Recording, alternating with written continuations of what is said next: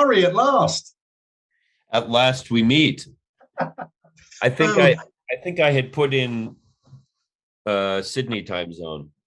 Oh yeah, I'm over the west where it's meant to be a little bit warmer, but we're freezing here. How are you? I'm good. I'm in Paris. It's maybe there'll be someone shouting in French out the window so you can get scenic experience. Oh, well, it's great to finally catch up with you and talk to you. Yeah, you too. There's just not enough time to talk about the amazing things you've done over the last however many years, from filmmaking to musician to Guinness World Record holder.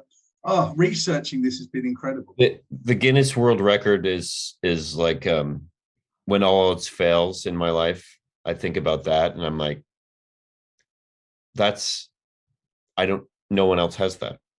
No one else has a Guinness record for air drumming. So, when unemployment strikes, I think of that. It's quite a limited market. So I think you've got a head start over everyone else. Yeah, I do. I brought out my Adventures of Power headband, airdrummer.com. Fantastic. We'll plug all of that because I had the absolute pleasure of watching the movie twice. And not only is Wait, so you're a newbie.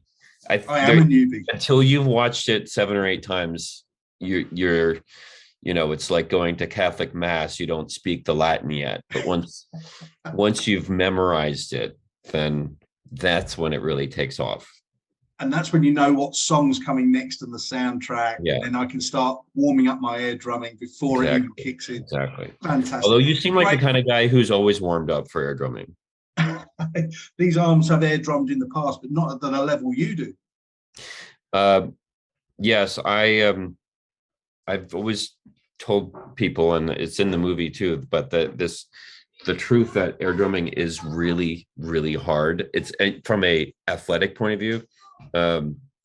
Like when I did Hot for Teacher in Finland at the air guitar World Championships, where I was a judge and I also performed. It's a weird life, but I had made a 60-second, supercut of Hot for Teacher, and so it's so there's like double bass drum and tom at the same time, and my character Power, as you know, has this sort of thing with stools where like he doesn't want to use a stool and then he has to use a stool and then the stool breaks, and there's this idea that like a real air drummer doesn't need sticks, doesn't need a stool, doesn't need the drums. So I did Hot for Teacher with no stool in front of 7,000 people in Finland. Wow. And 60 seconds, that's it. And my heart was pounding for, I kid you not, like 3 hours after the show. It was pounding as though I was still running. Like that's how hard it is. It's quite a powerful song. Yeah. To attempt as an air drummer. Very, very powerful. Very powerful. So taking you back to the idea of the concept of the movie, where did that come from? What I mean, we've always seen these air guitar things, but no one had ever done anything with air drumming. What was the idea, and how did you get the studio? Yeah, it came about specifically because of air guitar. I went to an air guitar competition in Los Angeles. My brother, who ended up doing all the original songs and score for Adventures of Power, he had a friend who was going to the air guitar thing. I think it was at the Roxy. It's a historic rock club on the Sunset Strip in LA. And I went and I signed up to air guitar kind of on a whim. And if I remember correctly, it was a little bit, I don't think you had to like prepare in advance then. I don't remember now, but I do know that I decided to air drum instead of air guitar just as a prank. And of course, air drumming to Rush seemed like the right choice. So I gave them Tom Sawyer and I air drummed Tom Sawyer, and the crowd went completely nuts. Oh, also I put on short shorts because I had them in the trunk of my car. And I got on stage and they said, "What's your name?" And I just said Power. It was like, it just happened, like unplanned. I said, "My name is Power. I had these shorts on." And I did Tom Sawyer, and I ended up scoring really high marks and then going to the next round that night. And then in the next round, I think they told me that I wasn't allowed to air drum because it was an air guitar competition. And so I put on Monkey Wrench by Foo Fighters, and to kind of follow the rules, supposedly, I started out by air guitaring, and then in the second like repetition of the verse, I switched to air bass. And then when I got to the chorus, I ran up onto the riser by, and this is all, I have this on film. You can go to adventuresofpower.com and you can see this if you go to the Foo Fighters page, I think. But so then I ran onto the riser and I started air drumming again. You know, it was basically like, I'm going to air drum whether you like it or not. So, and the crowd again went wild. And then I was disqualified. So that there was a sense of like comedy and injustice and justice. You know, there was this thing that was in my head, and then I left the stage and everyone was like, "Oh my God, like I want to see you air drum more." And it started cooking in my mind for a few months. I ended up shooting a couple of videos where I'm like, okay, who is this guy? He's like a 80s style, you know, working class guy, working the factory.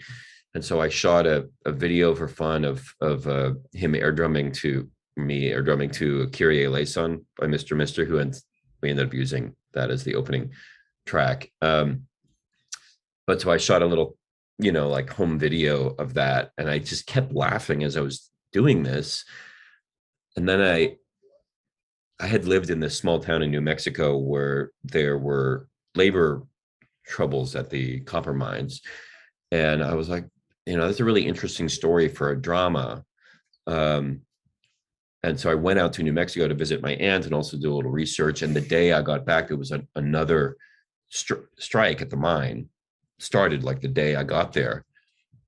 And I was like, oh my God, these two stories are a perfect match. You have like the absurdity of an air drummer, a guy who doesn't have power. He wants to have power. He works in the factory. You know, he's like a hometown hero, or wants to be a hometown hero. And then the reality of, you know, labor getting underpaid and unemployment in this country, and the kind of pain of that and the powerlessness that some people feel. And I thought, this is a very weird synergy that actually could be one story. And so then I just went full bore insanity and wrote the script. And but I didn't make it with the studio. I made it with independent financing. And, you know, at the time, I'm sorry, I'm not sure whose phone that is making noises. I'm going to make sure everything's shut off. I raised the money independently because you know, at the time there were movies selling for Sundance for a lot of money. And I had a lot of my short films had played Sundance. So I was able to tell investors in good faith that I believed I could make the film for very cheap, which I did, you know, relative to a studio film, you know, like based on what it looks like, it, you know, the film cost 1/20th of what it looks like. But still a chunk of change, you know, in real world talk. But it was all private investment. And then I took it to Sundance and it didn't sell. There was a collapse in the market. It was like the economy was collapsing.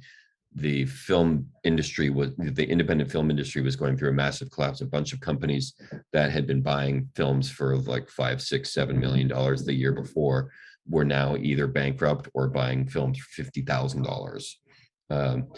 And on top of that, like we had a midnight screening that Harvey Weinstein, my many people's not favorite person, including me, he got drunk before the screening. It started like 45 minutes late because there was all his problems. And so it was almost 1 a.m. He was drunk and tired. And about 8 minutes into the movie, he stood up drunkenly in front of everybody. I mean, it was like, how's Harvey going to react to the movie?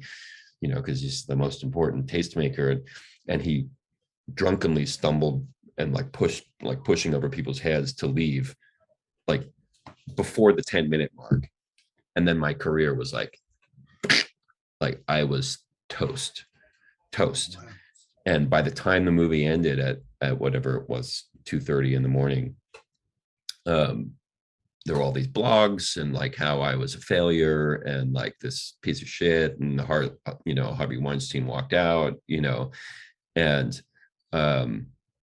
I sort of became like Power. I became the kind of unemployed pariah of Sundance and of the film community. I actually left the country and went to Guatemala because I was so devastated. And then eventually I kind of managed to squeak the film out so that people could see it. And there was a little company that got it, and then they went bankrupt. And then last year, or no, I guess a year and a half ago, I got the rights back and just started kind of semi-self distributing it and doing these shows with drummers, which is now a podcast, hotsticks.fm. Yeah, we'll make sure we link that in the bottom of the interview as well. Yeah. So I've found that people, when they see the movie, they, some people don't like the movie, but some people really love the movie, and people who love the movie really become sort of dedicated to it. And I think also there's been a change in taste, where at the time it was a comedy. I mean, we won some audience awards a few months later, so maybe I'm wrong, but the reaction at Sundance was extremely negative. And I think comedy at the time, people wanted something that was harsh and mean.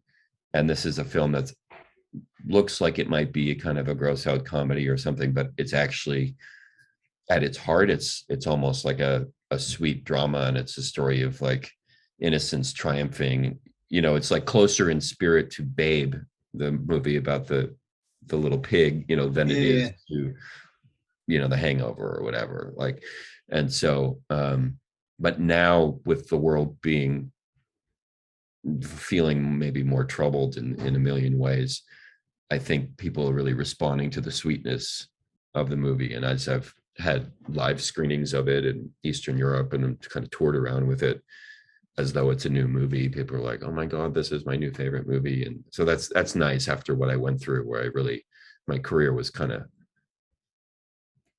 murdered that night by Harvey Weinstein. And it's lovely because it's one of those films that got a wonderful soundtrack, and you finish the film with a smile on your face. And I think if a film can do that, if you've had a really shit day at the office, you can put a film on and end up with a smile on your face and sore arms from drumming along with it. Yeah, I don't think there's much going wrong there.